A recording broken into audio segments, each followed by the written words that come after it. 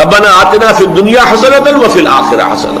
اگر دنیا میں بھی اللہ یہ چیزیں دے لیکن ان چیزوں کی وجہ سے اللہ سے غافل نہ ہو انسان، تو یہ دنیا کا حسنہ ہے، چاہے دولت ہے، مال ہے، اولاد ہے، کوئی وجاہت دے دی ہے، کوئی عزت، دنیا، یہ ساری چیزیں حسنہ ہیں، بشرطے کہ ان میں سے کوئی چیز تمہیں اللہ سے غافل نہ کر پائے، اللہ کے دین کا حق ادا کرنے سے بیڑیاں تمہارے پاؤں میں نہ ڈال دے، تمہارے ہاتھ میں ہتھکڑیاں بن کر نہ پڑ جائے. تو اگر یہ ہو گیا تو یہ سب فتنہ ہے، متاع الغرور ہے، دھوکے کا سامان ہے، تمہاری ہلاکت کا سامان ہے. لیکن نہیں، اگر وہاں رکھتے ہو اسے اس کی اپنی اصل جگہ پر، اللہ کی محبت، اس کے رسول کی محبت، اس کے دین کی محبت، اور اس کے لیے تن من دھن قربان کرنے کا جذبہ برقرار رہے، تو ان میں سے ہر شے جو ہے وہ نعمت ہے.